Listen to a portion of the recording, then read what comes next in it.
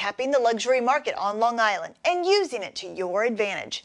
Distinguished Professor of Business Dr. Joel Evans from Hofstra University breaks it all down for us. It's the focus of today's In the Spotlight.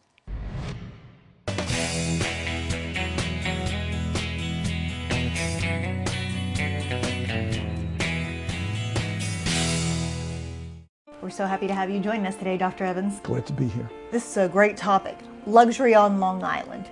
I think many people recognize that Long Island is an affluent area. Can you give us a few figures that can actually help the small business owner or entrepreneur put that into perspective and make it work for them?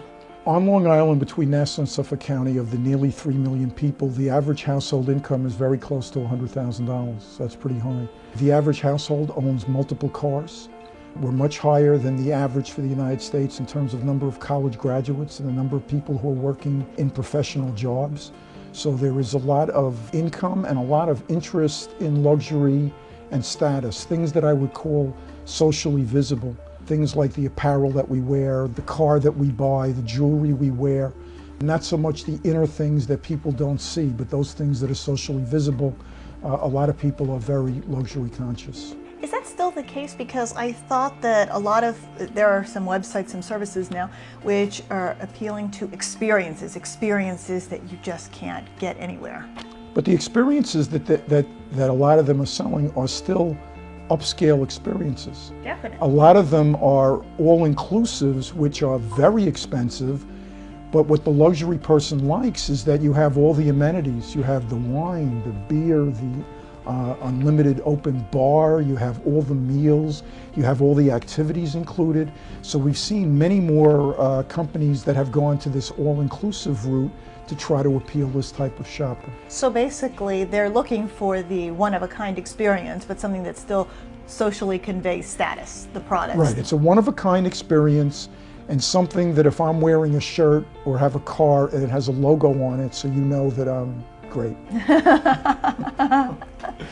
Talking about the small business owner, talk to me about how luxury should play into that, because there are varying levels of luxury. What one person may think is luxurious or very expensive, another one may think is nothing special. Put that into perspective for me on Long Island. Well, the small business operator has to be very much interested in the brands that are popular.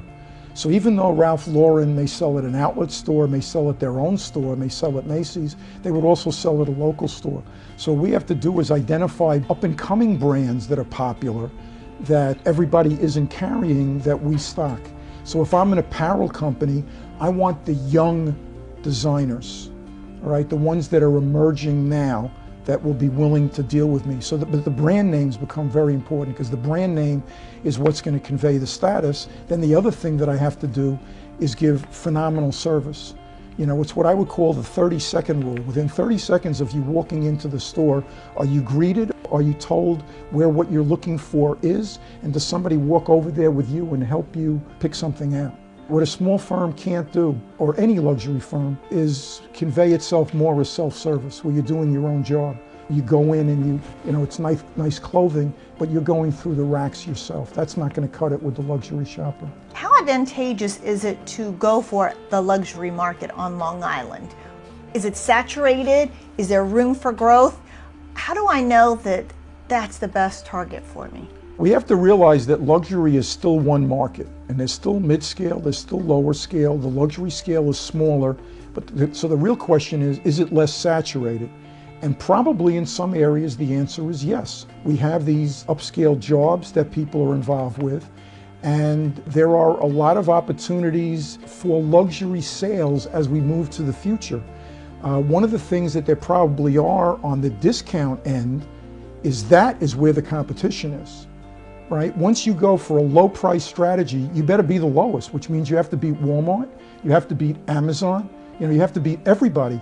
Whereas if you're going for a more mid-range or a higher level based upon service, unique products, unique brands, you have the ability to sustain yourself much more, because people will shop with you because of the experience. Retailing was always the 3 words of real estate, real estate, real estate, or location, location, location. In this case, I would say it's service, service, service. You have to be number one. You have to know every customer that walks in your store. You have to call them regularly. You have to treat them really well. That's what's going to make the difference. Any other surprises? The only other activity that's happening on Long Island is the spread of the outlet center, where we never would have had in the past something that exists now in Deer Park. It always would have been 50 miles out.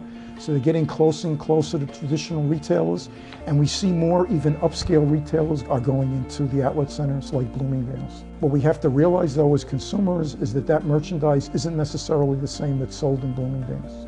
It's made for the outlet store. Okay, thank you so much. Thank you.